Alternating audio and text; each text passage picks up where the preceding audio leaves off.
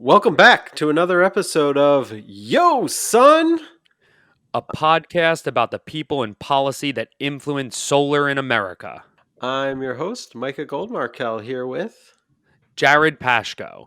And today on the show, we have some great guests. We have Chad Forsey, John Story, and Justin Mason. Thanks a lot, guys, for being on the show. This is the largest contingent that we've had. We're really excited to have all three of you on today. What's happening? Hey, thanks for having us on. We appreciate the opportunity, Jared. Absolutely. So, we've had a chance to dialogue behind the scenes. You guys are doing some really incredible stuff here in the state of PA, which we'll get into a little bit later in the show. But for some of our listeners, I'd love for you guys to just go around the horn and Chad, maybe we can start with you and just share a little bit about how you got into this world, what your experience has been so far, and we can go on to John and then Justin from there. Hey, thanks, guys. Well, let me tell you a little bit about myself and how I got into the clean and renewable energy space here in Pennsylvania. My background is really in public policy and government. I worked for Governors Tom Ridge and Mark Schweiker in Pennsylvania going back to 2000, 2001. And after 2002 and the end of the Ridge Schweiker administration, I left government and went into the private sector where I represented a number of agricultural organizations as an advocate in Harrisburg, and some of those are the Landscape and Nursery Association and the Irrigation Association, and was also active with the Penn State Ag Council during that time, and continue to be so active here in PA. And in 2018, I found out that some former elected officials and industry leaders in solar and wind were starting up an organization committed to clean and renewable energy that was really center right in its political orientation. And so my background, I've been in the Republican Party for most of my life, and have worked for Republican elected officials, and have always been interested in sustainability and have been interested in efficiency and particularly interested in cutting edge technology. So when I found out about this organization looking to start up in PA, and it was looking for an executive director, I was like, sign me up, guys. I'm absolutely interested in this. And long story short, we launched in 2018 as a nonprofit in Pennsylvania, headquartered in Harrisburg, focusing on candidate education and advocacy to promote more clean and renewable energy in Pennsylvania. And we work on both sides of the aisle, but we work a lot of times with Republicans. And so for us, this is really new turf. It's new terrain. I've been in sustainability and environmental causes for most of my career, but for a lot of folks on the right side of the aisle, this is new stuff. And we're here to carve out new space for clean renewable energy and to increase support for things like solar here in Pennsylvania. That's great. Excited to have you as part of the community of renewable folks here in PA. I think you bring an important voice to the table, and I know Micah and other colleagues of ours have talked about that in the past. John, why don't you tell us about how you arrived here today? Sure. Again, name is John Story. I have been with PennSef for about 2 years now. The bulk of my career was spent in education. I was a teacher, head of school, consultant that did a lot of work in school accreditation with public and non-public schools. And in 2016, decided to take a different path. Chad and I had been friends, and we just kind of bonded and learned more about this cause. And in my work with schools, I did a lot in Harrisburg, in particularly other states, and at the federal level in advocacy for certain educational issues. And so the world of legislative advocacy is not a new one to me. I'm a lifelong Republican, and I think one of the things that people don't understand. They associate environmental issues with a different party or a more liberal ideology. And, as a lifelong Republican, I want clean air, clean water, clean environment as much as anyone else. I believe in the stewardship of our environment. As far as energy is concerned, if you understand the history, it's always been in transition. And so, as a nation, as a commonwealth, we need to be looking at these transitions proactively. And if we can make the earth cleaner in doing so, all the better. So I'm excited to be part of PennSF and getting our land and liberty grassroots efforts started here in Pennsylvania. And Justin, I'll tell you a little bit more about that as time goes on. So thanks for having me. It's great to be here. Awesome. Yeah, thanks for being had. So I guess that's a perfect segue. Justin, last but certainly not least, why don't you tell us about what brings you to the show today? Excellent. Well, thank you very much. So I began my journey back in 2016 by starting my education at Chatham University for my master's in sustainability.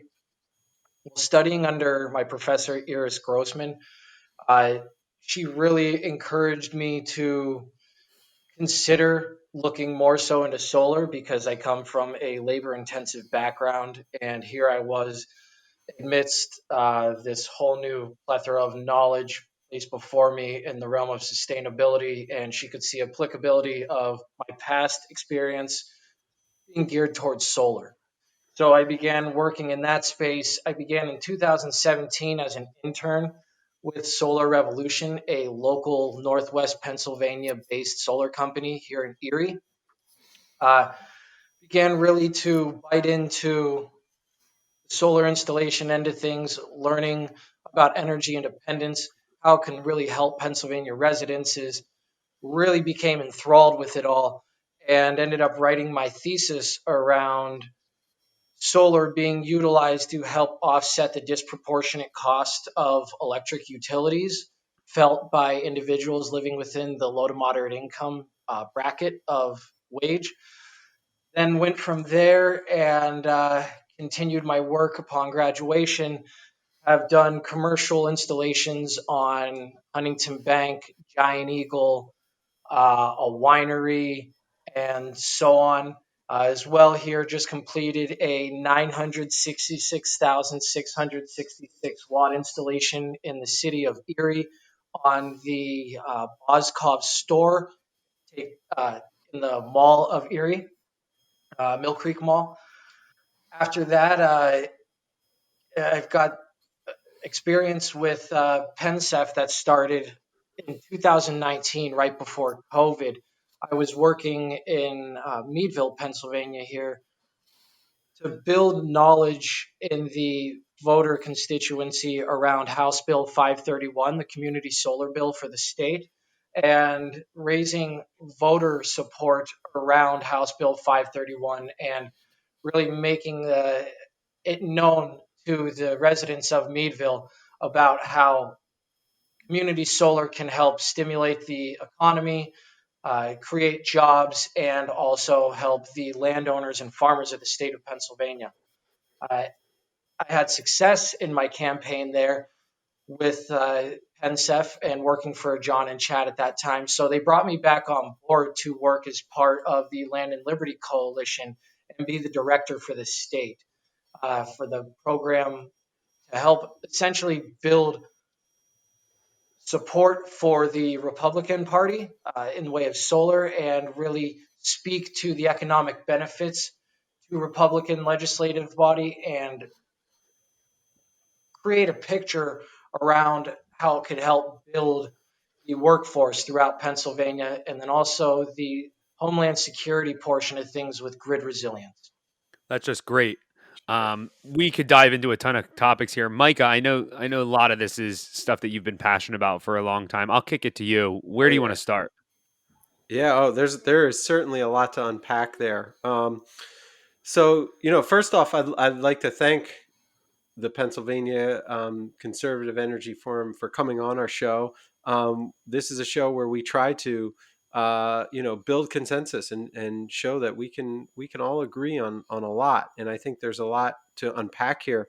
I personally have for a long time thought about how the solar is part of resilience. It's about part of security, and I always thought that would be very appealing to conservatives, and I'm glad to hear that is the case. Um, but the message doesn't seem to be reaching everyone. So Chad, I'd be interested in hearing from you. Why do you think it is that renewables and solar are not more popular amongst conservatives? Yeah, well, it's a great question. And I think for most voters, it comes down to sort of the brand affiliation. What is it about the Republican Party or the Democratic Party that speaks to energy? And I think for a lot of voters, if they look at the right and the left side of the aisle, they'll say, okay, on the left side of the aisle, those folks are in favor of clean energy. Those folks are in favor of wind and solar and some of the new high tech developments that are ushering in a new age of energy development and generation. And they'll look at the right side of the aisle and they'll say, well, those folks they're interested in the legacy sources like fossil fuels, or even some of the newer developed sources in Pennsylvania like natural gas. And if anybody's going to defend nuclear power or coal or natural gas, it's going to be those Republicans on the right side of the aisle. So there tends to be a brand identification, and that is, of course, that's borne out with a lot of elected officials and where they stand. But you also, I think, have to understand that these are changing times, and we have a lot of younger Republicans who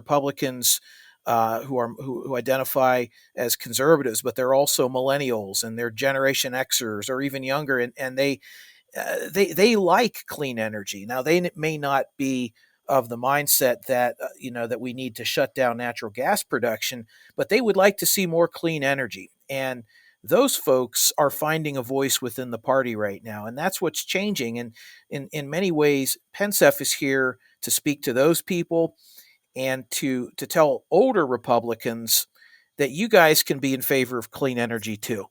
And as the technologies begin to emerge in parts of the country that identify as Republican, and I'm talking about rural in particular here, as rural folks and landowners and farmers start to adopt the technology and find that it helps them to keep the land in the family at a time when many folks are selling property to developers. Well, this is a big deal and it's a game changer, and so they're going to be attracted to the energy, but not necessarily for the same reasons that folks are attracted to clean and renewable energy on the left. And so it's I think we're in changing times, and I think that's good. And I do agree that we have a brand problem on the right. Uh, Sort of to echo Sarah Palin from the McCain campaign, "Drill, baby, drill," is what folks I think historically have associated with Republicans when it comes to clean energy issues, and that's kind of a throwback. And I think the future is about all of the above, and this is where we're trying to open up space and new voices, particularly as I mentioned, younger folks, but also rural folks who are discovering for themselves the potential of clean renewable energy, and particularly solar. Sure. I love that. And to take that, sort of, I guess, reaching across the aisle concept and saying, I think from the left, a lot of mistakes have been made in terms of demonizing traditional fossil fuel workers. I take the perspective of, look, the Industrial Revolution, all this stuff wouldn't have happened without fossil fuels. We need to be thanking people, not demonizing them. And we need to be saying, but, things are changing. The world we live in is changing. And the way I look at it is I liken it to something like the typewriter. Sure, there were plenty of jobs in making typewriters, but when computers came along, they were just superior. They were better for lots of reasons. And we didn't say, well, we have to stay in typewriters because there are lots of jobs there. We made a transition in our economy, and that's one of the things that makes us strong, is that we are able to quickly transition. And that's, I think, what's happening with clean energy. And I think it gets a real mixed message. So I guess I'm going to kick it over to John. What is there anything in particular that the left did to brand renewable energy that can be undone here? That's a great question.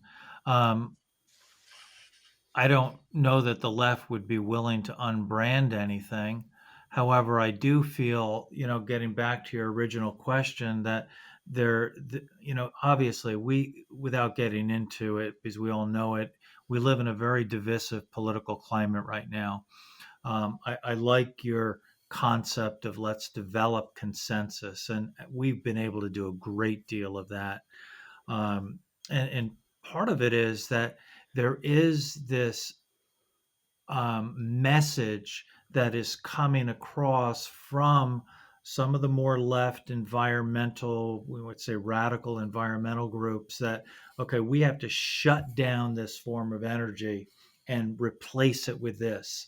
And that, to conservatives and, Republicans, but independent voters as well, that message does not resonate. Um, and so we try to approach it with information. Okay, as you said, we're in all of the above in our approach to energy. We believe that Pennsylvania is stronger when there's diversity in the energy portfolio, and Pennsylvania is one of the most diverse energy states in the country right now, and we'd like to see that continue.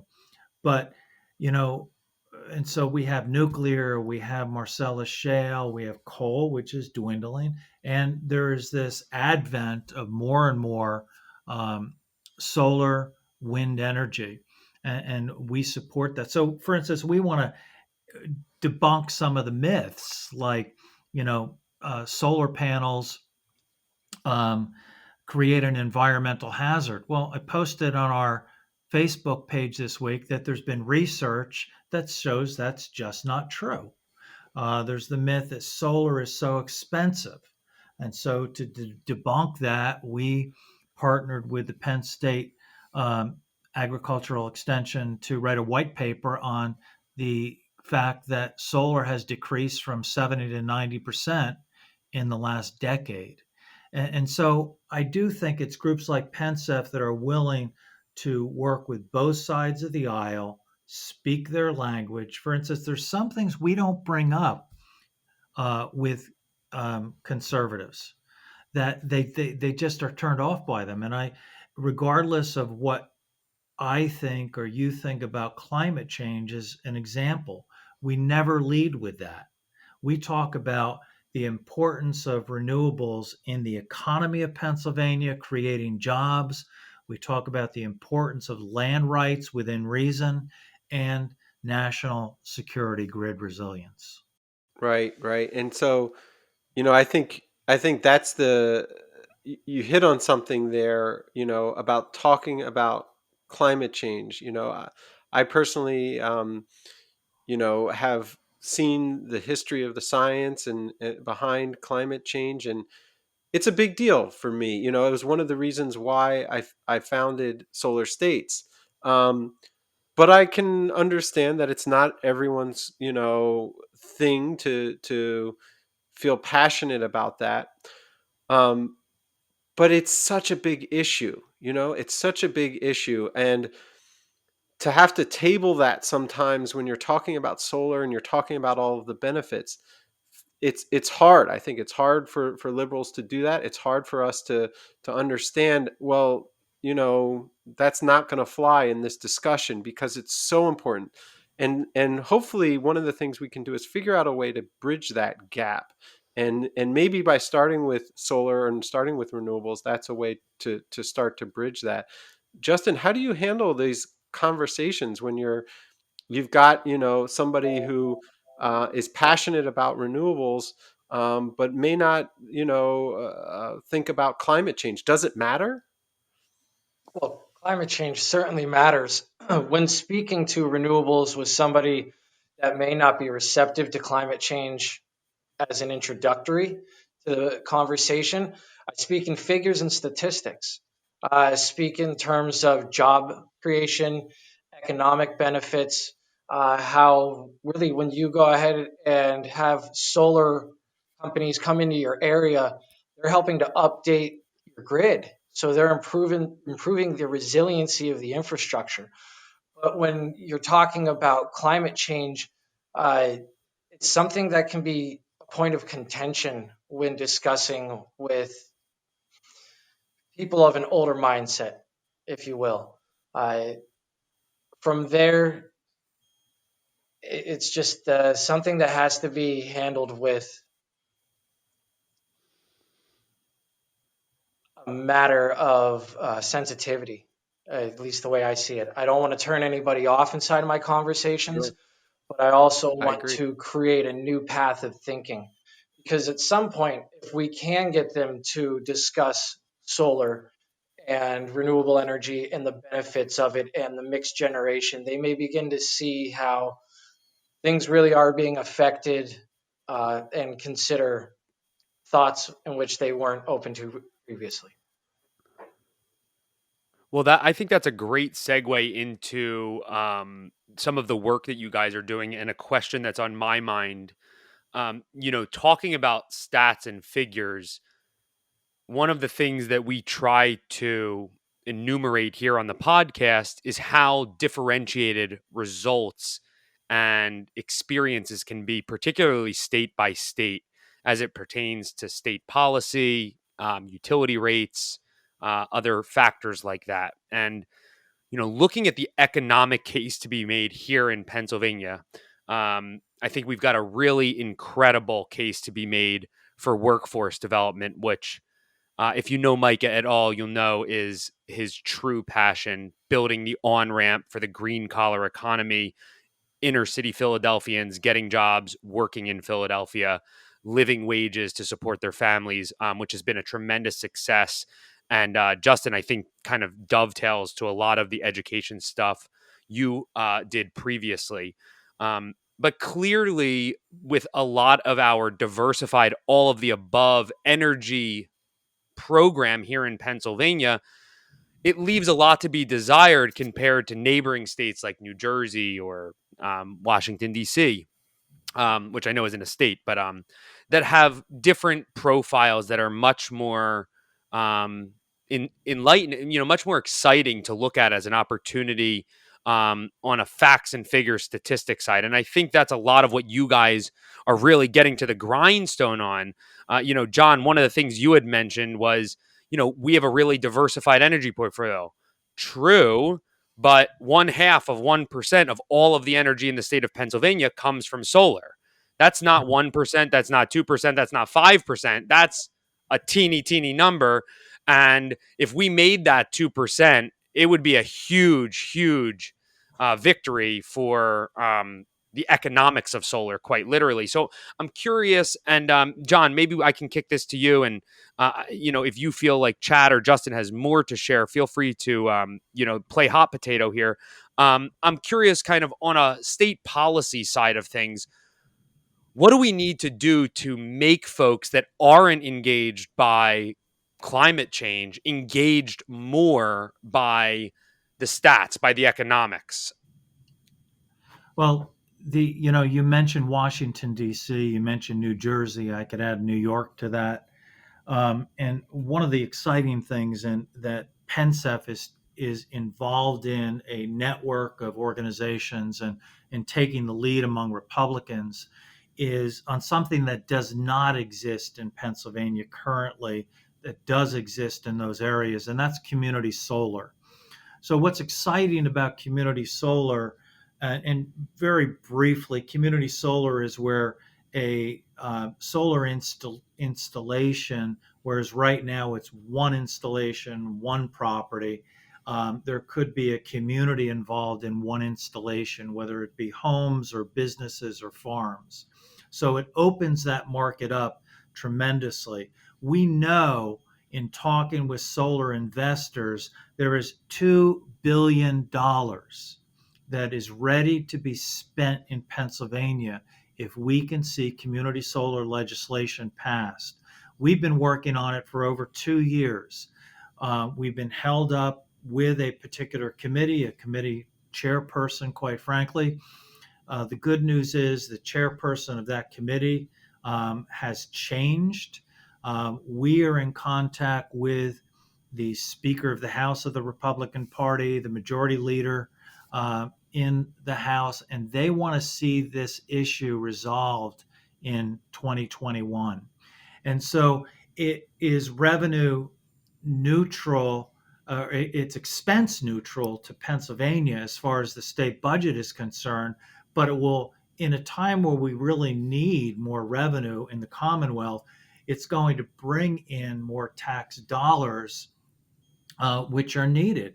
It's also going to, as you've indicated, it's going to create jobs, short-term, long-term, local jobs, and it's going to bring down the cost of energy to a lot of folks who need it. And it's going to create that freedom in energy, because Pennsylvania right now is not that friendly a state compared to others that you've already mentioned as far as renewables. So we're very excited about community solar and what it can bring to Pennsylvania. You know, and obviously it's going to lead to fewer emissions, and that's going to be good for the environment. Well, I can, speak to my experience. I'm very excited about community solar. As many of our listeners know, I've been in solar for about 2 years. I think this is something that Mike has been involved with and passionate about for maybe close to a Oh yeah. decade now.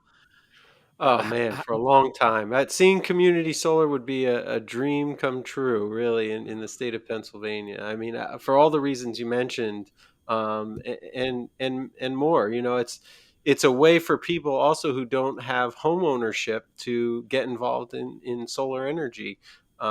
Because right now, if you have an apartment or something, you know, you can't necessarily put solar panels on it. So it unlocks a lot of the market. It also lowers costs significantly. I mean, when you're building at scale rather than individual homes, your cost per watt goes down tremendously, and you can offer much lower energy costs. So it's really a no brainer. So yeah, Jared, I'm a big fan of it. You're right.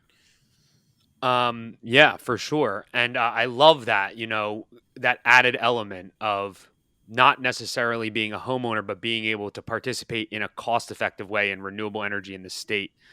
And you know what? I think that this is a really good call to action for a lot of voters out there.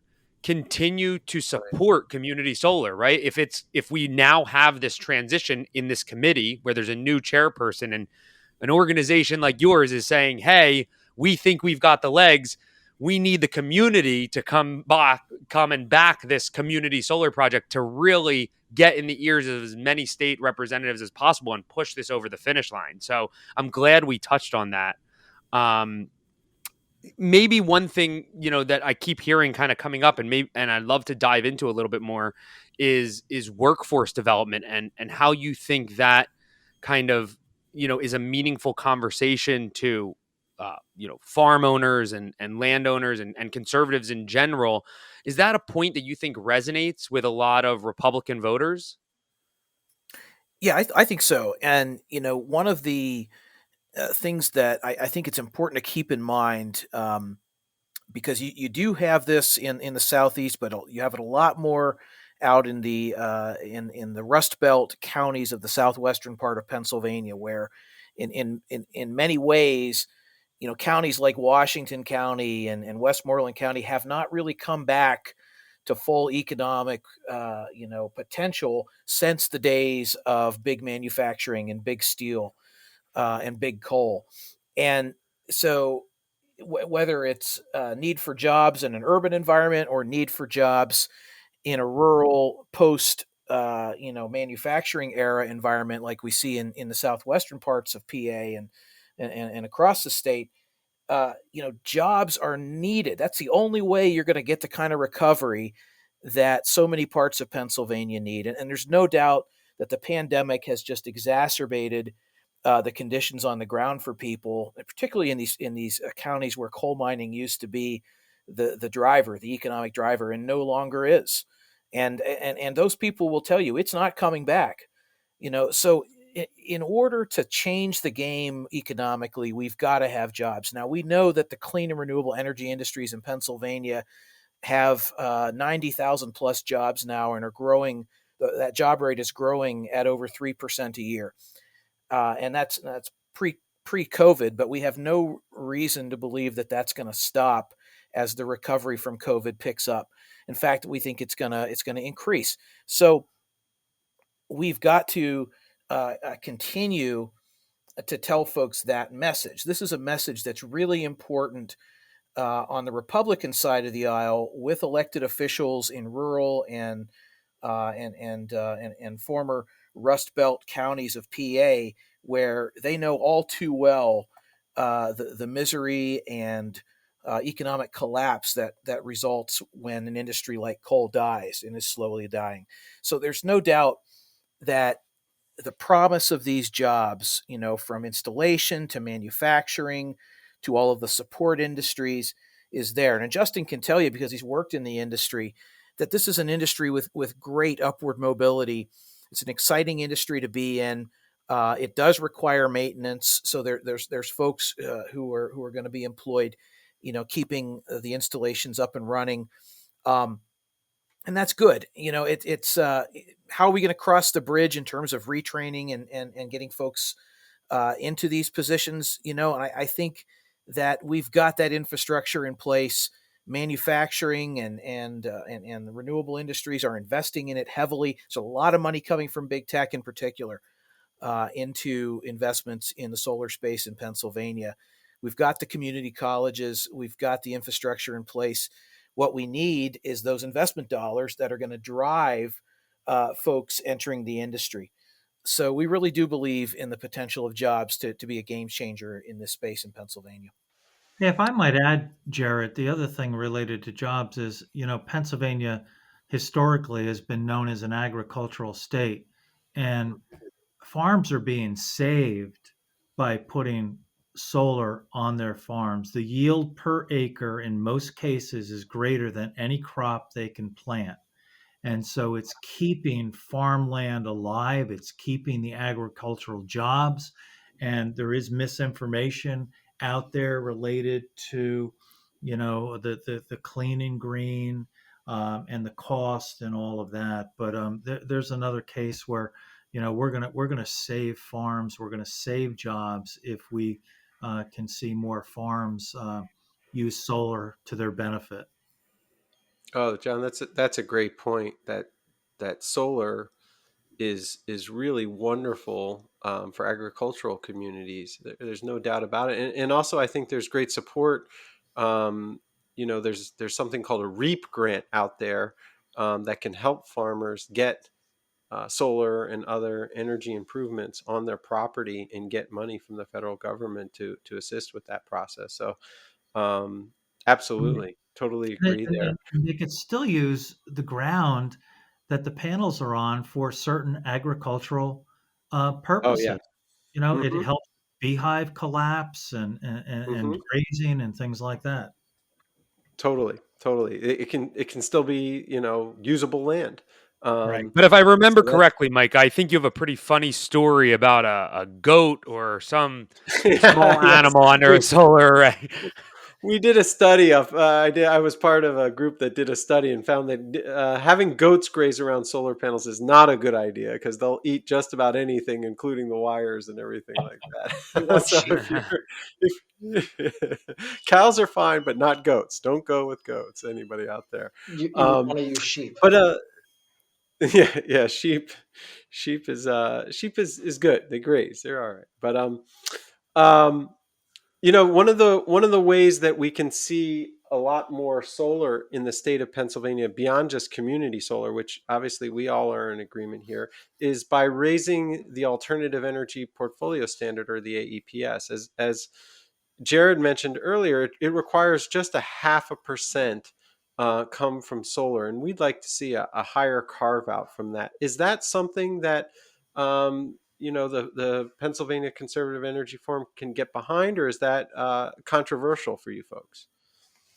Yeah, it's not something that's going to win us any hearts and minds on the right side of the aisle. It's not to say that there aren't Republicans who support it. There are, and but there aren't enough. And it's and what we can't do is lose the support that we have for things like community solar legislation and an electric vehicle legislation is another thing we're working on right now. We can't lose that support because we are seen as a group that's a portfolio standards group. There are other organizations that are leading the way there. But it's the reality is that particular issue is really sort of a line of demarcation between conservatives who believe in very, very limited government interference in the marketplace versus conservatives and Republicans who are willing to accept more government interference in the marketplace. And from our point of view, it's not fertile territory for us. Yeah, I might add to that too. Is ideally we'd like that to grow well beyond 2% organically, and we believe we in fact we know economically that solar and other forms of renewable, they can stand on their own if they're given the same chance. We just need to get to the place in Pennsylvania where there aren't regulations, there aren't financial incentives for other forms of energy that make it less attractive. You mentioned New Jersey again. One of the reasons that renewables are so attractive in New Jersey is that energy rates are higher. And so, as if energy rates were to increase for any reason in Pennsylvania, we think renewables become more attractive, and we'd like to see it, organically go well beyond that 0.5% or less that it is right now. Expansion upon the carve out would also help strengthen the state renewable energy credit market, which would then keep us on par with states like New Jersey, Maryland, and New York. Right, right. But I mean, we see lots of private investment in those states as a result of their rec prices and all of that, where we see the private market coming to match that.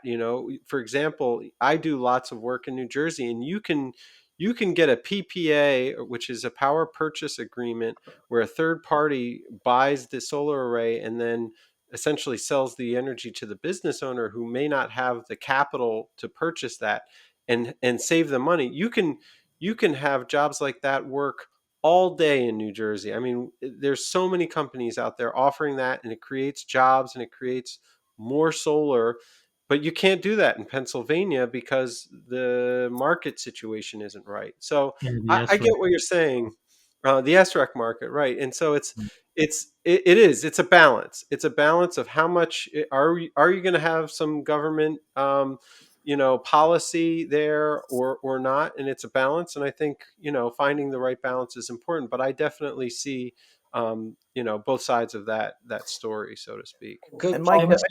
I think it's important to notice that you know the fact that we exist is because we're not New Jersey.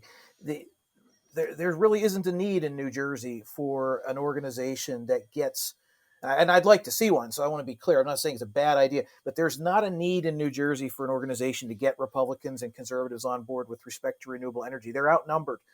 Hmm. Pennsylvania, on the other hand, is a purple state. Mm, State that went that's for true. Trump in 2016 and went for Biden in 2020. And the reality is that the electric's on a knife's edge in Pennsylvania. And so, we are needed here.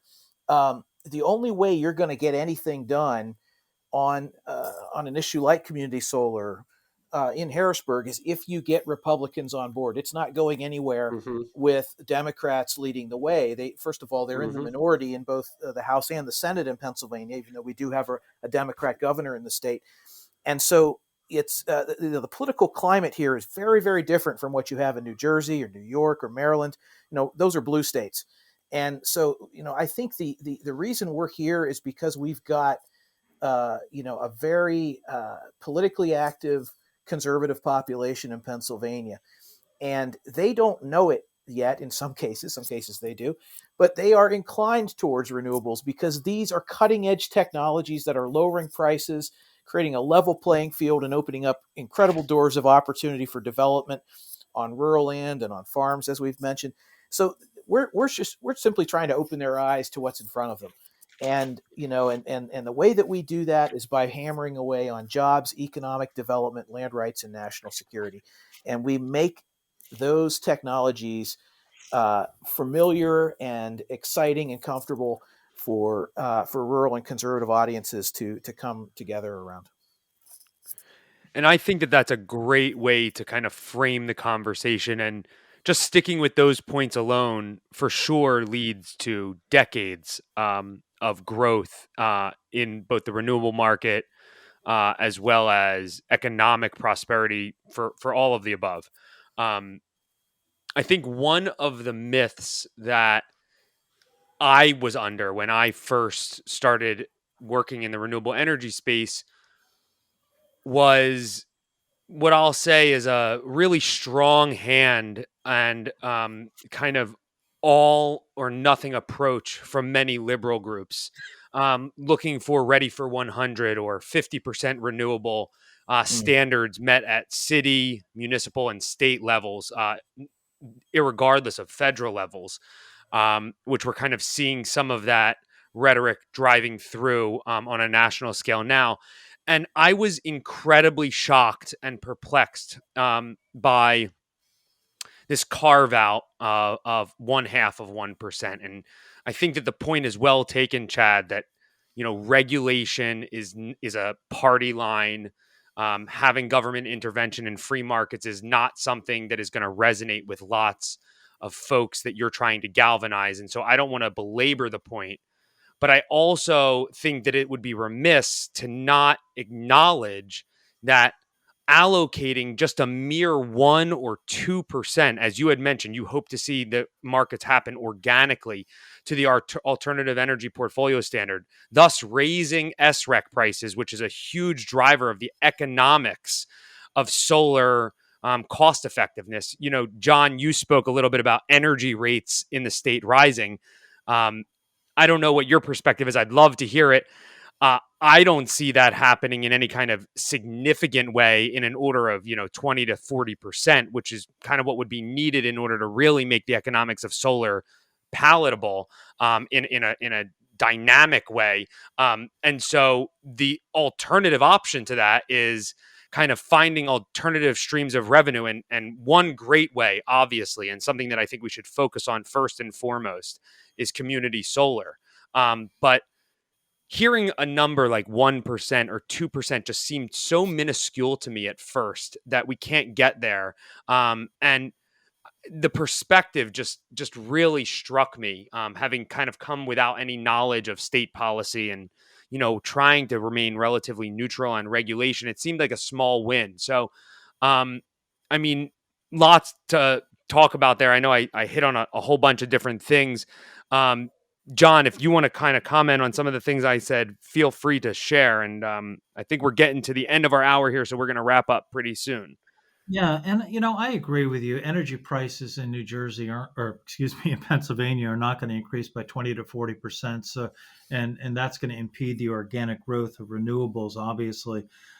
Without getting political, I would say that based upon what's happening at the federal level, that I think we are going to see an increase in energy prices due to some of the decisions that are being made. It may be incremental compared to the 20 to 40%. But the one thing we want to do, Jared and Mike, is we want to build awareness of why clean and renewable energy should be a growing part of Pennsylvania's energy portfolio.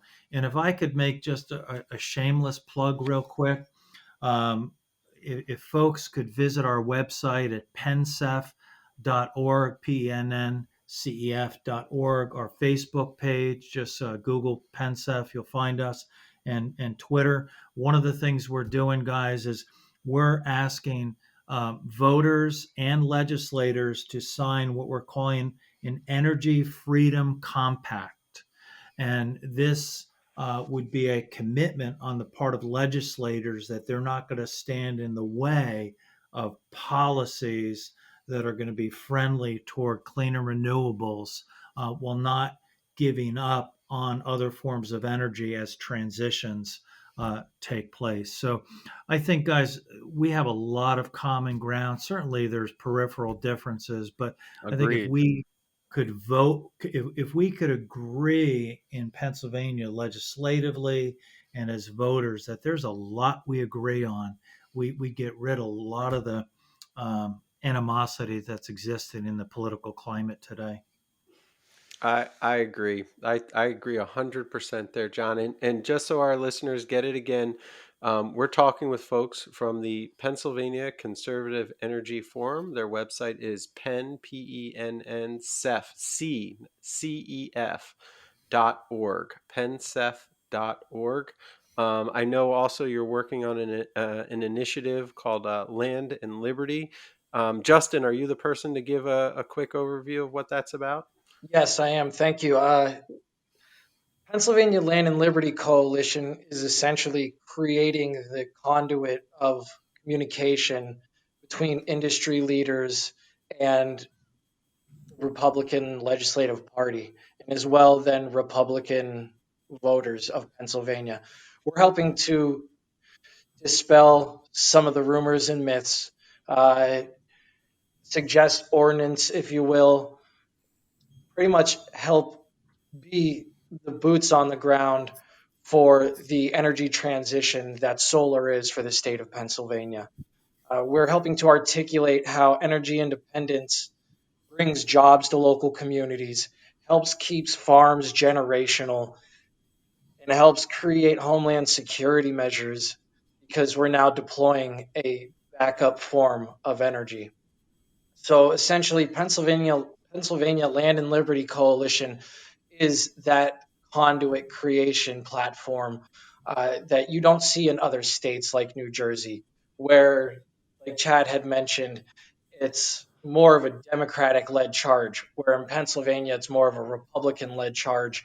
And we need to bring along the Republicans of the state and really create the value of what this will do for their voting constituency, considering that uh, gas and oil is now being affected in the way of job loss the way it is under the new administration. So solar will help fill those job gaps, help create maintenance contracts for land, for operation and technical maintenance, and so forth. Uh, Basically, Land and Liberty Coalition is helping to articulate this to the legislative leadership of the Republican Party of the state of Pennsylvania. Great, great. Well, that brings us to our end segment, which is the rapid shutdown. Down, down, down, down. And this week on the rapid shutdown, I'd like to shut down this rabid partisanship in America.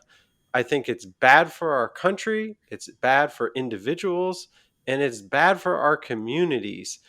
You know, not too long ago, Republicans, Democrats, all sorts of people could get together and talk about the issues they cared about and come to solutions.